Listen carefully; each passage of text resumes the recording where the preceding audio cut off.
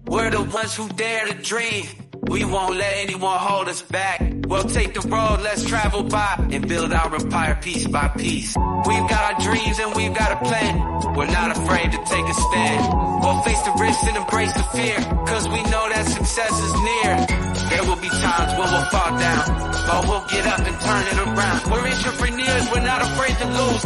We'll keep moving forward, we got nothing to prove. Well, welcome to episode 11. Is it 11 of the Entrepreneur's Journey? Time flies when you're changing the world. I think that sounds fine. I in my mind, entrepreneurs are superheroes. They are superheroes because I had to move from my own mindset of my own head trash of this idea of, to be an entrepreneur, you needed to love pain. You needed to be a masochist.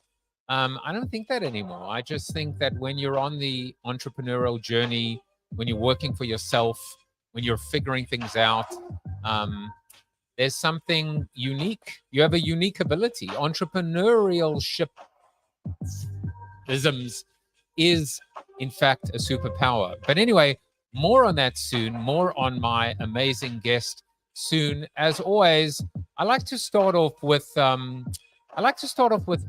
something that has inspired me, something maybe that I've picked up along the way that I want to share with you. And this actually comes from my episode of my other show, Joseph Jaffe is Not Famous, with Melissa Bernstein.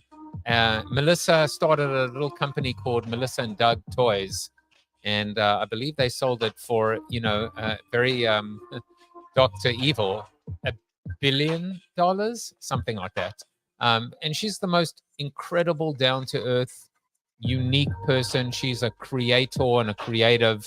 And she just started a company called Lifelines, which is really practicing in adult toys, not those kind of toys, other toys, because this whole thing is, when we're kids, when we're young, we play with toys.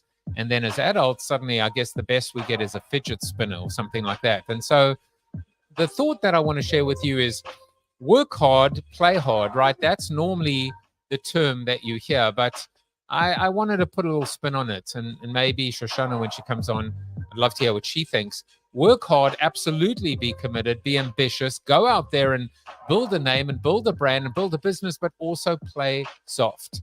And however you want to define playing soft, maybe it's having fun, maybe it's goofing off every now and then, maybe it's just being able to take a moment, stand up, lift your head, reflect, introspect, and chill out just for a moment to just take in the beauty, the grandeur, the imperfections of the world. So just a thought for this episode. As you know, I've been starting off every episode with my why statement. Shoshanna and I have something in common, the word high aspiring. As a teacher, facilitator, and coach, I help high aspiring entrepreneurs, owners, and their leadership teams get unstuck, return to growth, and become forever change. And I do that these days through the Entrepreneurial Operating System, EOS. If you want to find out more, you can take the organizational checkup to see how you're doing on your own corporate or small business or entrepreneurial journey on the left. And if you want to download the first chapter of the book Traction by founder Gino Wickman, you can do that on the right. And so that's just a little bit what I'm up to. But remember earlier I spoke to you about superheroes. Well, I just had Tom Sanseverino. He's the visionary, the CEO, third generation owner of CamSan Inc., which is an electrical contractor. And then I had Jonathan Reynolds, who's the CEO of Titus Talent Strategies. And to me, we went from the electrician to Titus the Titan. Jonathan said to me, "Why am I being portrayed so big?" I said, "Because you're big, you're larger than life." But what about Shoshanna?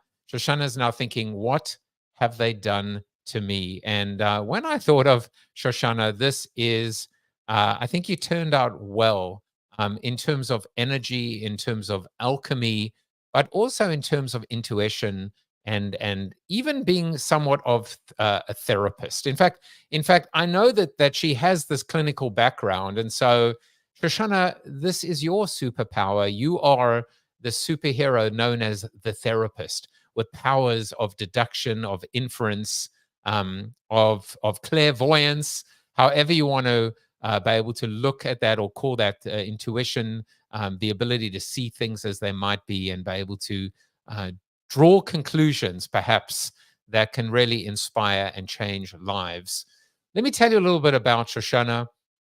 Shoshanna Hecht is an executive and personal coach, speaker, and host of the podcast, your new live blend. I was going to say your new live blend, based in New York City with over 10 years of previous experience as a clinical therapist on the West Coast. In her current practice, she supports and equips high achievers and their teams in their success. She helps them build and refine skills, stretch into new roles, and design a life and career that lights them up. She's always cheering her clients on. Foundational to her approach is her firm belief that we hold all the answers within ourselves, and she never takes for granted the privilege of getting to partner with folks to help people discover these answers and to break through any internal barriers so that they can move forward powerfully and thrive. Shoshana, welcome to the show. Thank you, Joseph Jaffe, still not famous. It's great to be here. Thanks for having me. Definitely not famous in this environment. Shoshana, there are so many places to go, but first of all, how do you feel? Okay, let's go back to the beginning. What do you feel about the idea of work hard, play soft? Because you work with high achievers, and I mean, like there are two questions in one, because I imagine high achievers perhaps don't take the time to play at all, let alone playing soft. There are so many ways to go with that. I mean, and I am dying to talk about the AI photo, so I know we'll get to it, but it's really foundational to like my approach working with people, which is we're going to work hard, we're going to get into it, but none of it's going to work or flow unless we have fun.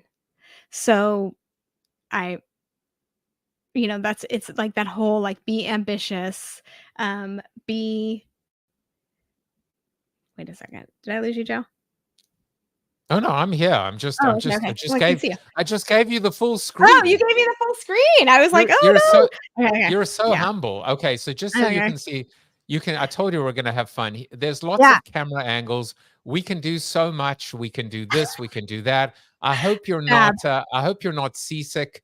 But not yet. Anyway. No, I just like to talk. No, I was just enjoying chatting with you. So I was like, oh, and then you were gone. And then, okay. Then perfect. I call it, by the way, the voice of God. So we're going back to voice of God. Take two, work hard, play soft. What the hell were we saying?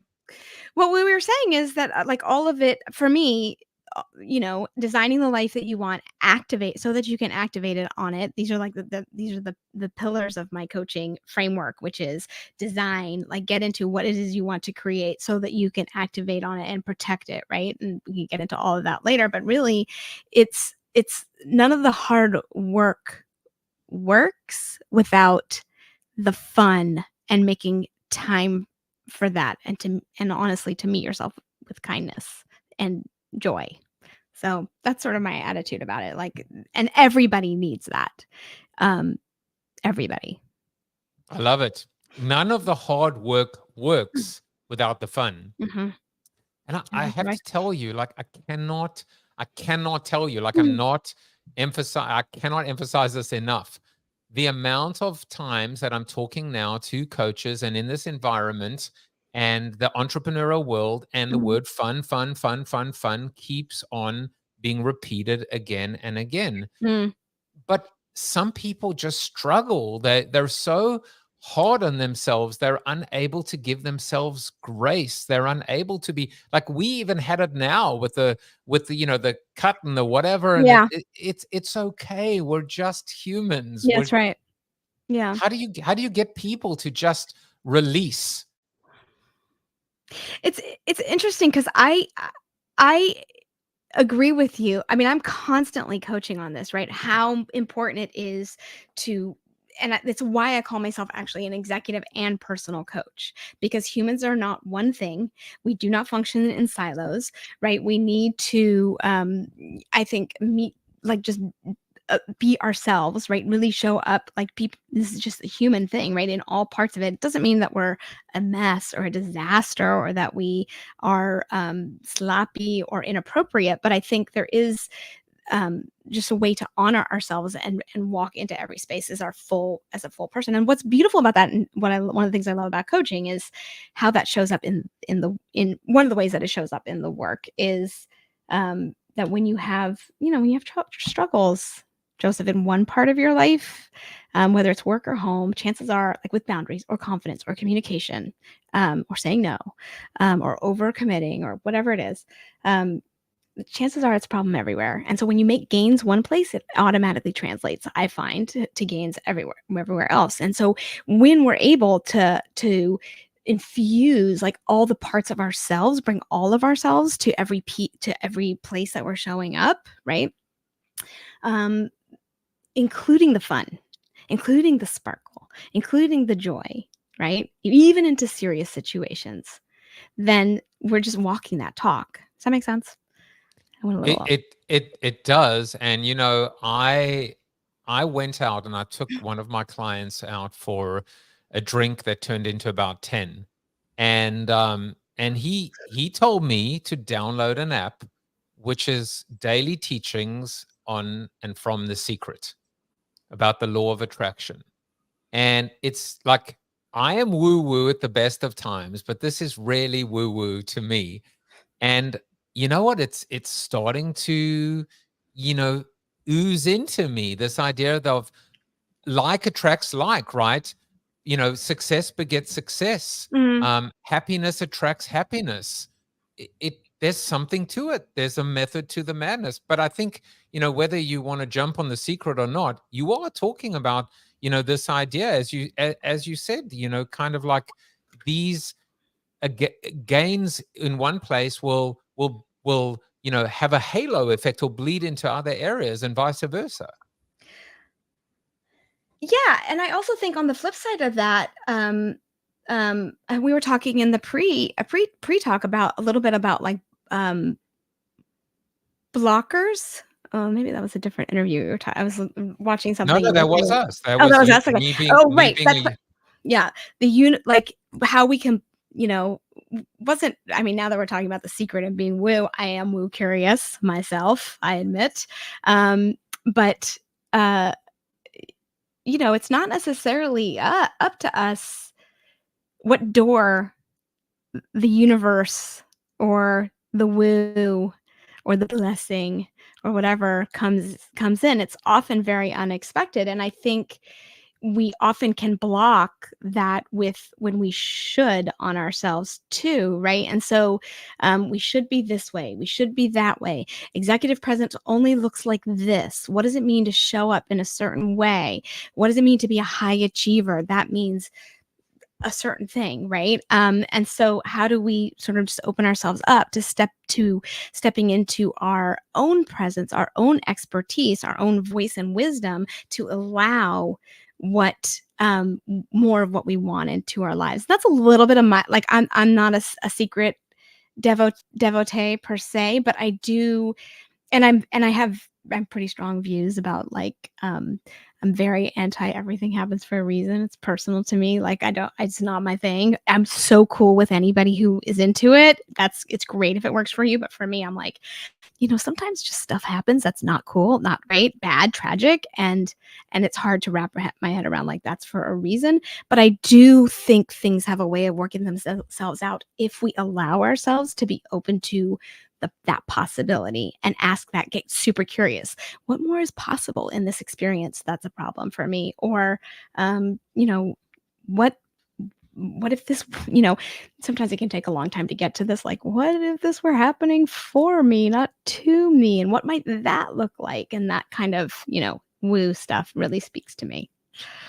So wait, I want to try and reconcile. You're saying you do subscribe to the idea of it happens for, not to, but not necessarily that it happens for a reason. So it's it's I almost like I think what you're trying to say, like I'm trying to find the common thread. It's not like there's some big cosmic, plan. What's my test? It's almost like, okay, to be eloquent about it, shit happens. yeah. Now, what are you going to do about it? It's so that's it right there. For me, it's these things happen. How do I make a meal out of it? Mm. What do I- I do? Right? Go ahead. Sorry. No, I absolutely. I think it all works, and and they both work. So it really I think comes down. It comes down to, don't wallow in self pity. Don't cry and overthink it. Act, execute, move forward. Execute is an ugly word, but it's this idea of like just figure it out. I don't know. You tell me. I don't mind. I don't mind execute. I think it's more. I think everything happens for a reason. For me, has this idea that like something tragic can happen in your life. I'm sure tragic things have happened in my life, just like they do for lots of people. But the idea that like the everything happens for a reason. The reason to me has always kind of I've always associated that with you. Not that you deserved it, but like a little, you deserved it. Like it's like it just happened, and like and your job now is to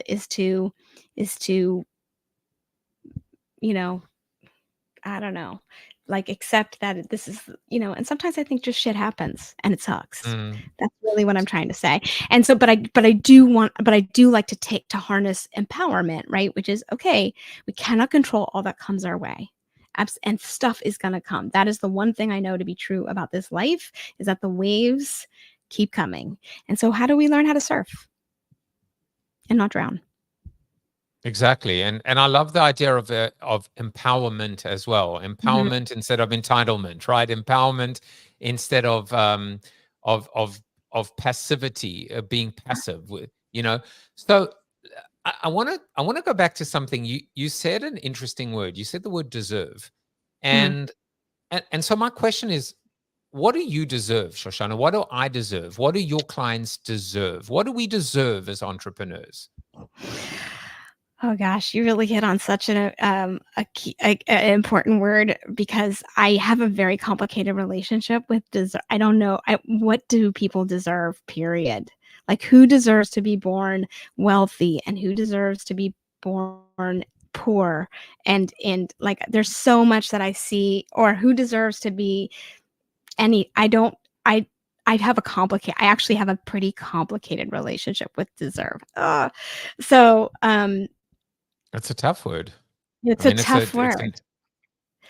And I think it's why I have such a hard I have such a challenge with the everything happens for a reason, because it connotes like it has this it makes me think like, well, that happened to you, you deserve that. There's something that, like this person who died too young, that just like your family earned that for whatever. And I just I don't believe in that. And so I actually have I don't really know, like, who deserves anything? Like, I don't know.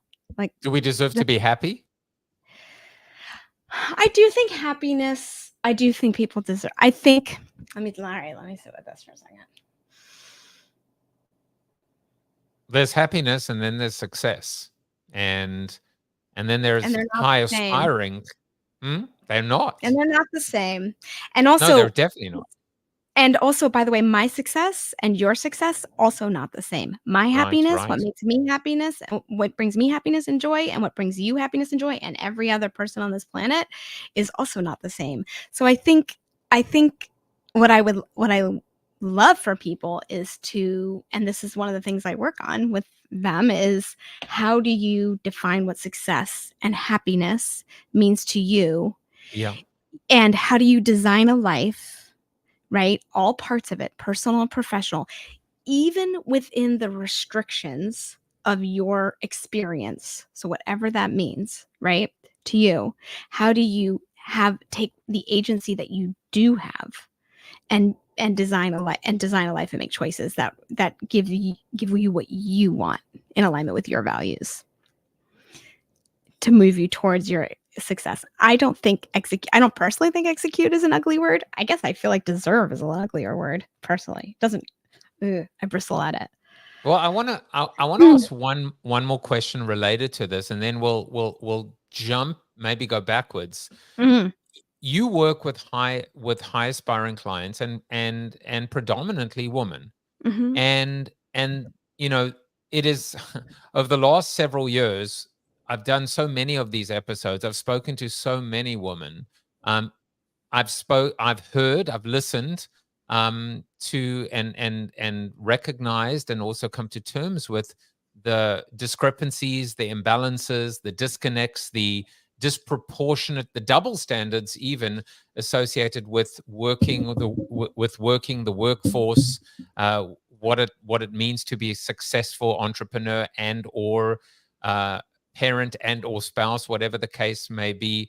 So without pushing too much on the word deserve, how do you see this discrepancy associated with men and women in the workforce as entrepreneurs, and how do we go about rectifying and rebalancing, creating that fairer playing field or operating field or entrepreneurial field? I know, small questions, and you saw No, the question. You saw the questions in advance. You saw the all the questions I'd written down to ask you. That's this a was joke because it not was a blank one. page. Yeah, that's a joke. Yeah. I mean,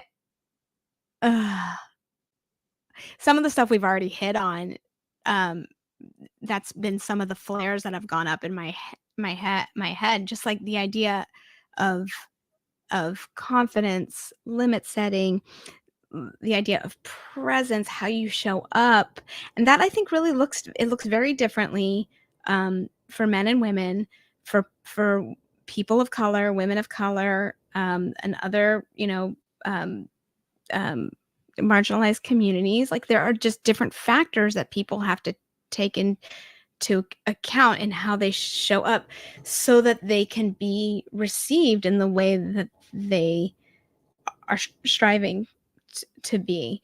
And is it fair? No, it's not.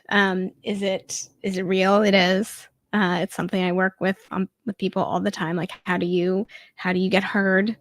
Um, Truthfully, like a lot of the women who came to my practice in the late 2010s, it really was about, I'm getting passed over for promotions and people are talking over me at meetings. There's a lot of like real skills building, but also because getting paid at work, getting passed over for the promotion or the raise that you want, for women was a justification to invest in themselves, for coaching, that the men that I was working with didn't have that need to have like a tactical, practical, tangible reason to have support. And so that in and of itself, like that just is that's a difference too. How do we fix it? I think you need to have a DE and I expert on the show to deal with them, because it's structural, right? It's rooted in the systems and structures at work, as well as messaging we get early on, right? What makes a high achiever, pleaser type, I think you social, just social. yeah, but Go ahead. I don't think you need to necessarily hire a DEI or DNI. You just spoke about this concept so simply and so powerfully of just investing in yourself because you're worth it. Mm-hmm. I won't use the D word, but because you're worth it. And it's an interesting imbalance. Maybe it's the hubris and complacency of men based on, quite frankly, the entitlement or just the unfair playing field, through fault or no fault of their own. But more That's right. importantly, this idea of take charge if that's what you desire, if you are higher aspiring. And I mean, I even said it to you in the green room, as I like to call it, which is it was news to me that coaches need coaches. Like, I didn't Yeah. think about that. I'm a coach. Like, I need a coach. Oh Why do I yeah. need a coach? Everybody needs a coach. Everybody needs support. what this world, life, business, building something, building anything. I'm not a work-life balance person. I don't believe in that, but I do. Blend is my word, right? Like, how do you have a blend of what you want in your life? Like, everybody needs support to get through seasons of whatever they're trying to achieve or accomplish. Um, you know, I just think that's and coaches and therapists need therapy. Hello. Same thing, like coach. Oh, there she is. Coaches, I love that hair. Coaches need coaches. What There do you mean? she is. There she is. That's Look you, at that according to AI. hair. You Ugh, well, I wish you I didn't wanted to have that. comment on AI, so Well, I just am so into how beautiful the AI version of Shoshanna's curls are. They're perfect. No frizz. It's amazing. That's all. that was in the prompt. I was very, very Yeah. clear Oh, and yeah. specific about no frizz. I So, bristled a little, I have to admit, when you said therapist is your superpower, but but why, I do not know, because I actually think that my background and training as a therapist, I bring all the tools and skills forward, and I think it actually makes me uniquely qualified to help people build what the life, and and again, for me, it's all parts of it, right? There's not really who you are at work is who you are at home, and and all of it is underscored by your values and what matters most to you. And um really having that just deep level of like insight and perspective and understanding of like how people bring everything from all parts of their life forward, I think makes me uniquely qualified to get in there with them. It's fun. first of all, I do love the concept of blend. Mm, Because whether you're adding milk to your tea or your coffee, or you're mixing something in, maybe putting some protein or whey into your smoothie, it blends together, and it's not, it isn't oil and water, it isn't olive oil and balsamic. It is a blend, it is a mix, and it almost becomes like DNA strands, inextricably linked and yeah, interconnected. And so the work-life balance, it's that. Have you watched that show Severance? Is it called Severance it on is. Apple? I I've watched mean, some episodes, yeah. but it's so brilliant, the insight there, which is this, because it speaks to this the insanity of being able to expect someone to check their life, their family at the door when they go to work, and check their work at the door when they come back home. It's That's impossible. that's right. And also, yeah, and I think that show, um, it really does capture the idea of like the zero sumness of balance. You're either in it or you're out. You're in work or you're out. And that's just not, I just do not think it's how humans function at all, right? If you're out of balance on a tightrope, what happens? You're out, you're done, right? You fall. And that's why I also love the word blend, because it's really about how you pick the pieces of the pie, whatever. I have like the way that I divide a plate up, but sometimes, and then what gets more of your attention for that season of your life. So I think it's more reasonable and appropriate for way humans actually function. If you're going through a health crisis, or a family member's having a health crisis, guess what's going to get a bigger chunk of your attention? Right? If you're having a massive deadline at work, what's going to get more of your attention? You're not your friends, not your pottery class necessarily, for now, right? But that's what I like about the blend. It's for now. It's a season. So versus like a balance, I think always has this like idea of you're trying to do everything in equal measure all at once. And it's just not reasonable. Let's go back. There are a couple of things that I want to follow up on from therapist to another maybe persona of yours, according to AI. But the show is called The Entrepreneur's Journey, and it's important to ask every one of my guests, whether they're a coach, whether they're an author, whether they're just not just, but especially, I mean, we're all entrepreneurs, I suppose, especially if we work for ourselves, or if we're in a small, medium, even a growing business. yes, you can be entrepreneurial minded, working for a Fortune 500 company, but not really. So, Mhm. you guys, you can go to another show. But I want to hear your story. I want to hear Mm. your unique story. Even though you see kind of a straight dividing line on this path, the reality is it's often very squiggly and unpredictable. But tell us about your story. For sure. I mean, I would never have expected to be an entrepreneur as a young, like as a teenager. It wasn't like how I don't know. My parents were scientists, and they were super smart, but they and are exceptional humans, and um, worked a career that was like pretty, straightforward. And so that was sort of my, I wouldn't say risk tolerance. It was really like in career it was just like you plodded along, and I I have been very lucky. I mean, I got a social work degree along with what's now called a master's in Jewish nonprofit management, meaning to work in the community, doing organizing, fundraising, and I did do that, and I loved it. So that's what I mean by I'm fortunate. Like I sort of fell into um, an early career that I really loved, and also, and I was doing programming, had some itchiness in my brain about the idea of like being in direct service. And that was a really scratching in my brain because you do this I don't know how to explain it, but it was like a little bit of like a buzzy what if.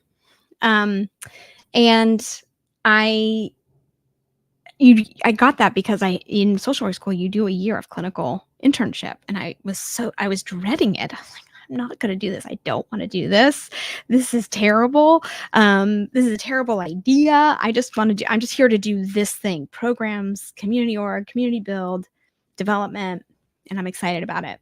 But then I got like, I guess I got this like a buzz, the itchy bug, in a good way. And then there was this like really tragic death in my family. Like somebody died really quite too young, and I was going to be 30, and I thought, well, you know, if not now, what am I going to do? So then it was like path to clinical hours and a therapy private practice that I again fell into so fortunately and loved. Worked with young adults, teens, families, and did a bunch of other trainings after I got my license. And but again, very lucky that I fell into this practice where we had all these relationships with schools, and so the business just flowed. I didn't even then think of myself as an entrepreneur who had to build a business because I was in this group and doing great work. But then my husband's career took us to New York, and like that was the big crossroads of like, now what? Am I going to be a therapist again? Am I going to get a license? And at the same time, coaching came across my radar. And then on the third time, talk about woo curious, the third time coaching appeared across my field of vision, I was like, all right, let me take a closer look at this. And then it was a training, and one thing led to another, and that was that. Never looked back. It's super fun. I have to tell you that, I mean, I've heard many different stories told many different ways, but never quite like this. Itchiness and scratchiness. It became, but I love it. I mean, there's something there in terms of that itch that you need to scratch. Mhm. I don't know if it's gut, if it's like that, the butterflies in your tummy, but it's you can just feel that it's almost like this little, it's a feeling, it's nagging, Nagging. it's beautiful. It's that nudgy. I have really. I'm glad you picked up on. I mean, it's hard not to pick up on itchy, scratchy in a story, but like I've really battled with like how to describe this sensation of I'm not sure.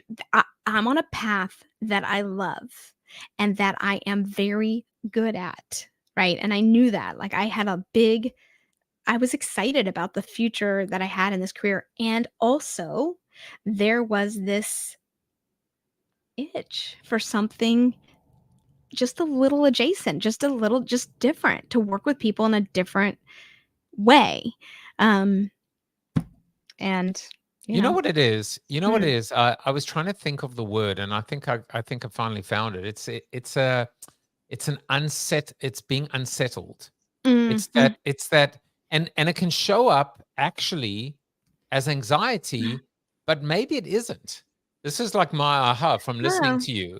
We think of it as anxiety, but actually it might just be a voice or a sign or a feeling, whether it's metaphysical or something else, saying there is something else, there's something better, there's something more. Be curious or woo curious, and settle that itch. Scratch that itch. that's an Settle interest. that unsettledness. Yeah, it's an interesting. Um, it's interesting to put it with anxiety, because I will say that I I agree with you, and I did experience it as a bit of a worry about, like, I have one life. This is my one, no ma this is my philosophy also, right? Like, no matter what a person believes in reincarnation, we do it this way with this cast of characters and these experiences and this time once, right? And so my feeling is, I really did feel like a little worried that I would get to an end point where it would, and I would wish I had, tried something. I had a worry about that. Wish I had done something else, and I would, like, that what if um got just, it grew. And then there was the moment where I was like, well, this is the moment where I'm going to take the pay cut and do some more training and do the thing. But I did experience it as some kind of anxiety about regret. That's the word I'm looking for. So there was a push pull there. I've spent a lot of time thinking about that and talking to people. I mean, I had Dan Pink on, who Mhm, wrote a book called Regrets: How mhm, Looking Backwards Moves Us Forward. I spoke to Dr. Mario Martinez, who wrote a book called The Mind Body Code, and I spoke to him about, I have this constant fear of dying. And I mean, it's not like debilitating, but it's just, what happens to me, what happens to this world when I'm gone. And he spoke about that, generally that is connected back to regret, which is, did I do all the things in mhm, this life that I needed to do? Is there still something that is unresolved? Is there mhm. more that I need to do? And if the answer, of course, is yes, then go do it, as Yeah, opposed to lamenting about coulda, woulda, shoulda. So, exactly. so Exactly. funny story about, of course, regrets. I mean, I say it often on the other show, which is there's two true stories. One is, Dan tells the story of someone who went and got a tattoo Mhm. on their body that said no regrets, and then they regretted it and wanted to take it off. And then there's the other person who got one, but they misspelt it, so it ended up saying no regrets. So Is that a the true irony. story? Is that a true story? It is a true story. That's amazing. I mean, Spelling mistake. It happens to the now best of us. now you can fix those tattoos, though, so thank Can goodness you? I for, wouldn't. I wouldn't know. But um, well, yeah. Thank Shoshana, as a coach now, and whether you call yourself a therapist or not, I mean, first of all, one of the things that you do, even in when I introduced you, is this idea that you believe that the answers are always in the person Mhm, or in your client or in the room, mhm, and that makes you a coach, whether it's a therapist or a coach, as opposed to a consultant that's going to tell you what to do. Tell me the mm, answer, Shoshana. What mhm. should I do? But what kind of how would you describe yourself as a coach? How have you changed over the years? And something I often, these are EOS type of words, but I like to always ask, what are your three uniques? What are the three things about you that make you uniquely you? Um, I mean, my favorite way, I mean, I think I'm a deeply powerful listener. So not to what is being said and what is not said, like, so what's overt, what's covert. Um, but I think I think that's one of my superpowers, if I had to say, is I just really listen. I listen very well, and with, I think, a very healthy um, sense of curiosity. I'm extremely interested in people and their story. Like, I find people endlessly fascinating, and I also find that people that they're. I had a mentor once as a therapist who said, I said, I'm really worried I'm not gonna be able to work with, like a referral, whatever. And she said, all you have one kernel, you just find one tiny kernel of relatability, and then it grows. You can grow it from there. You can grow the connection from there. And I have found that to be so true in all parts of my life, and certainly my business. Of course, it's easier and more fun to work with people that you vibe with right away. But like that is something I'm endlessly fascinated by by by by people and their story and how they got to where they are, and I think I'm able to meet them where they are, and accept them and appreciate them and honor them as they are.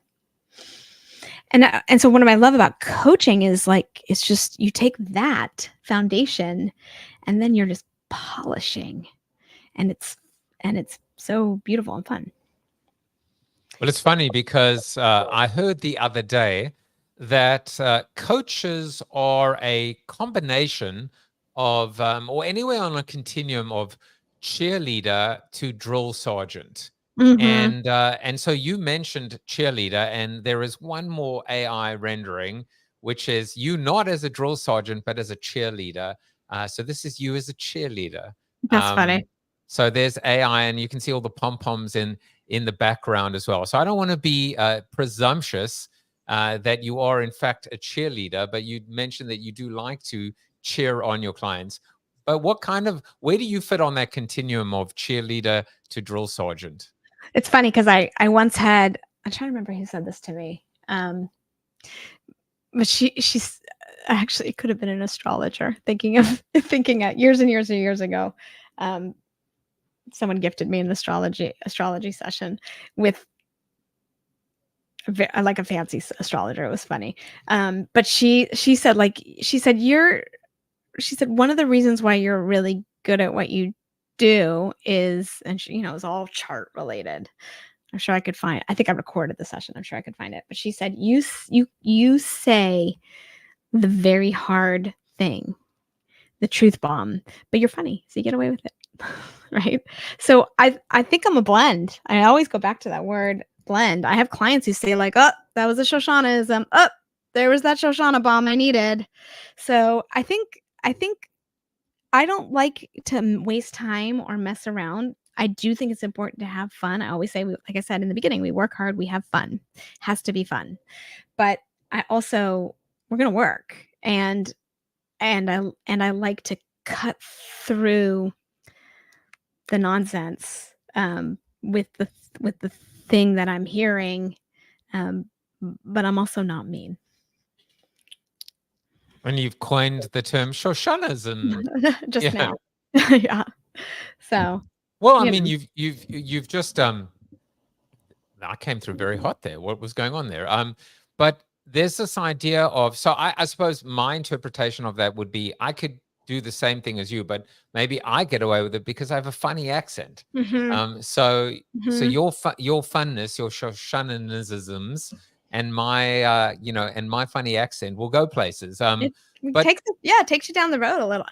But you actually, I mean, you said something about the truth bomb, right? You spoke about not being mean, and people struggle interpersonally in a corporate environment, even in a startup, whatever the environment is, which is open and honest, enter the danger, be honest, say what's going on, and do it in a way that doesn't come across as mean.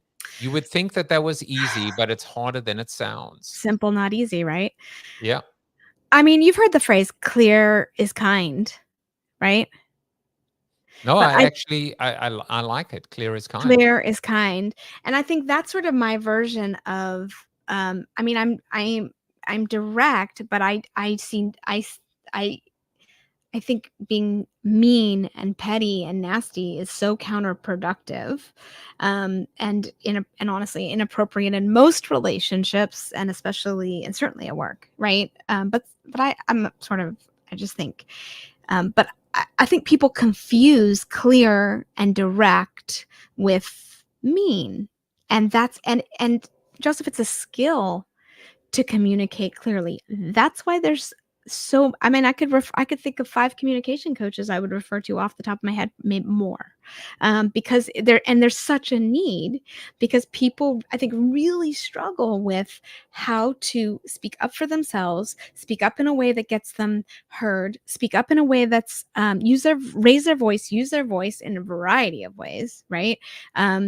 In a way that's in alignment for them, so that they are seen in the way that is them walking their talk in alignment with their values, etc., etc. And I think, it's a challenge, but it's eminently doable and so essential.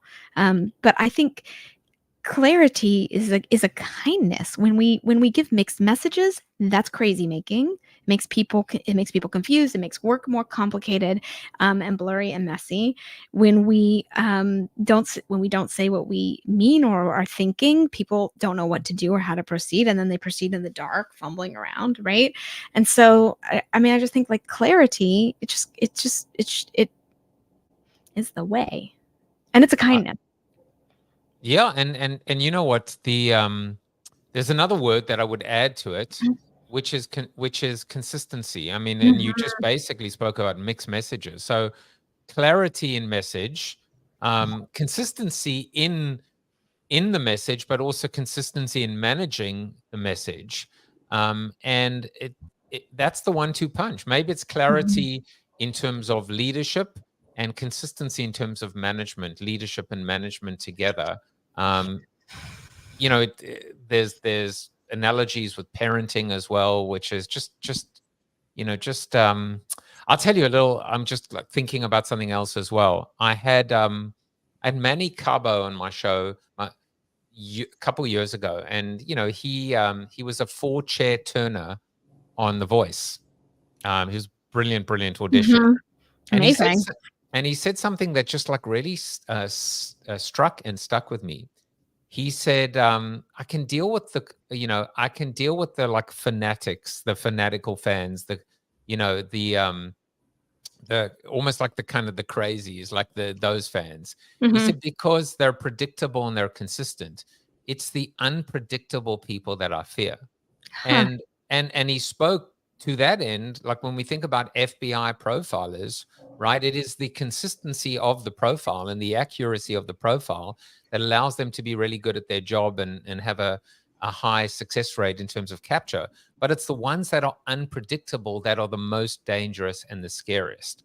And I think we can, you can pull from that whole analogy the power of consistency, predictability, in terms of regulating and building a relationship.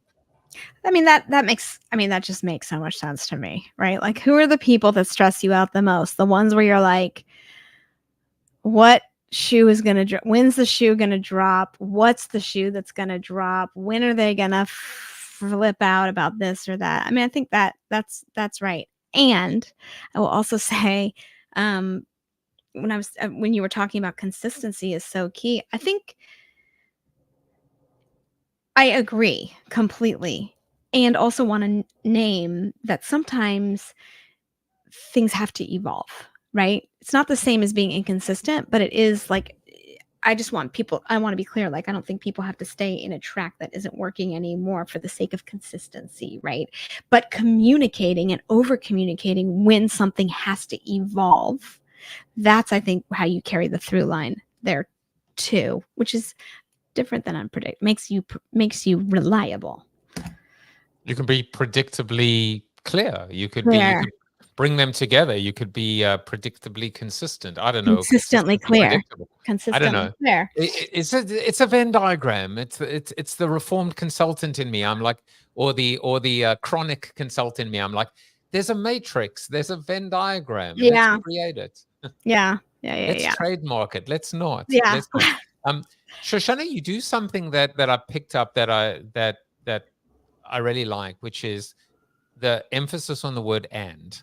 Mm, And I don't think that is just. I don't think it's an effect or it's very intentional, right? And to me, the end is building. You're a builder. You're a bridge builder. You're not. You're not. How many times in our lives did someone always start off with what I don't like about it, my concern, the but, right? The yeah. no. Yeah. You take something and you build on top of it, and you take it, you evolve it, and I think we all could learn from that and do more of it. It's a massive compliment to me. I have to say thank you. Welcome. And it's a huge value for me. Again, it's that whole thing, executive and personal coach. No, people just aren't one thing, and I think that's that I hold that extremely central to how I approach certainly my work, certainly which is working with humans who are complex. And and I think when we get into um I think the brain is like, we're hardwired for negativity, right? And humans have a not negativity bias like baked in. We go to the dark place real autopilot, right? And so layering in this like positivity um is and what more is possible, right? Kind of thinking is key. But that negativity bias is like, we're hardwired for binaries, hardwired for silos. We're trying to make sense of things. We're trying to organize stuff so it's comforting, right? If we can name it or like categorize stuff, you're this or that, then it's somehow like grounding. And I'm really always trying to encourage people like how to think just more systemically, more compassionately about, you name it, everything. So that you notice that is a big is a compliment, and it's serious for me and not an affectation. So I didn't think it was. no, I know. Yeah.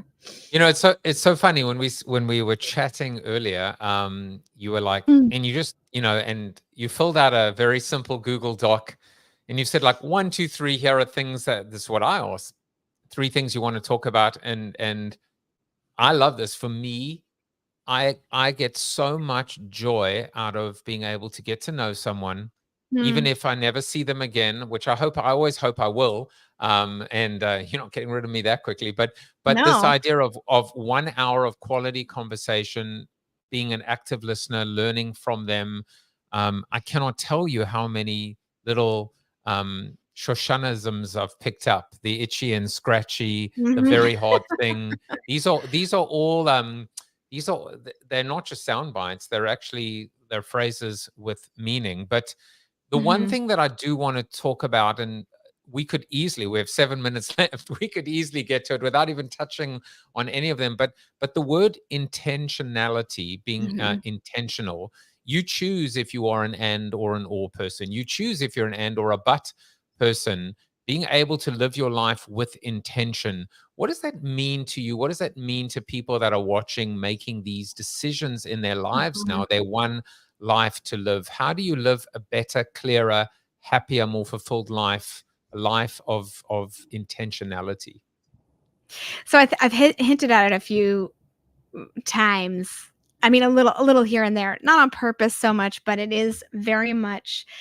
I think it really does start with getting clear on what you, all caps YOU, not your mom, not your dad, not the teacher in the second grade who told you what you should be. Like not anything you're seeing on social media with the comparisons, but like, what do you want? Like, what is important, and what is it that you value, right? What are your drivers? And I think that when you drill down and take the time to pause and really look at that, um, it helps. And you say like, okay, all my choices, the path is going to be shaped by this, my values, my drivers, like my why, right? Then it makes a lot of choices on the road easier, because you get to have a little bit more of a rubric, a framework, a matrix, a Venn diagram, if you will, of what you're going to say yes to and what you're going to say no to. And I always like to say, like, every yes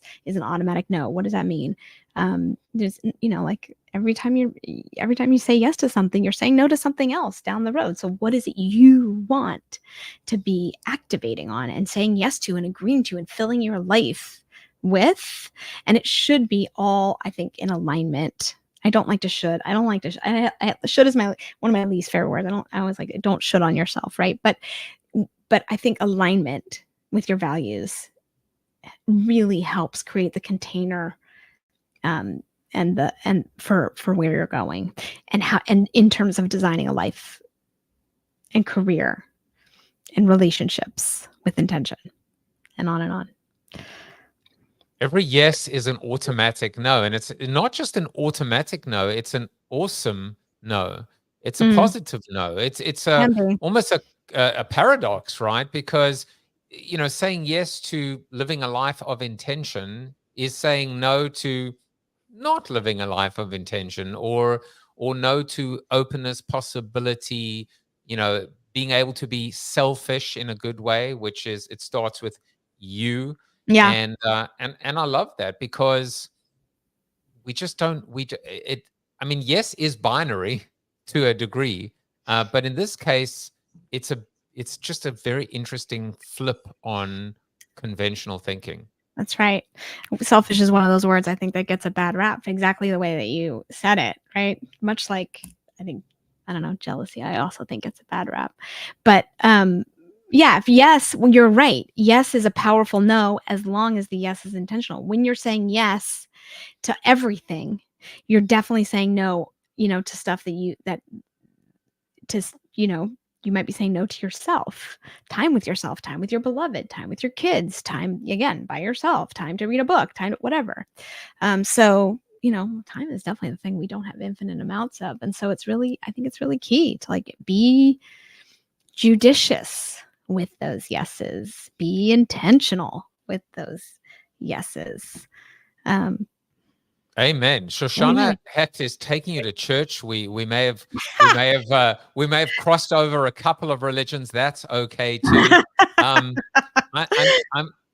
going to add the qualifiers. An intentional yes is a powerful no. It's not just every yes is a no, or even automatic. You can even, but an intentional yes. This isn't about yes. It's about an intentional yes. Now, for people that are watching, you are in luck, because there are still some places left. If you are interested in learning more about Shoshanna's small group coaching program, this is what you need to do. Tell people about this. You got to be on the wait list. I like that. There's no automatic in here. You got to be intentional, and then you get on the wait list. But tell us about your program.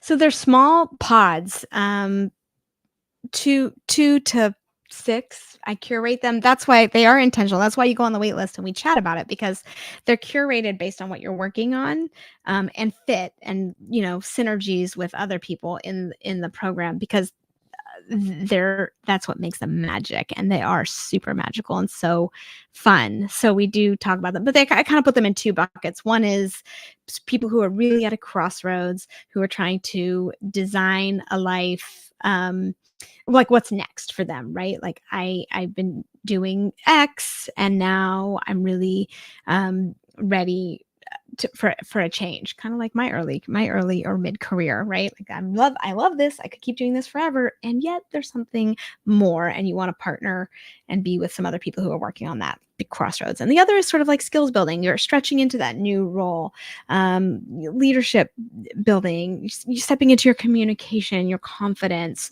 and how to manage up and down and sideways, right? And really be the person you want in some part of your life. And that could be work or otherwise, but it's really just sort of like more skills, more practical, tactical skills building.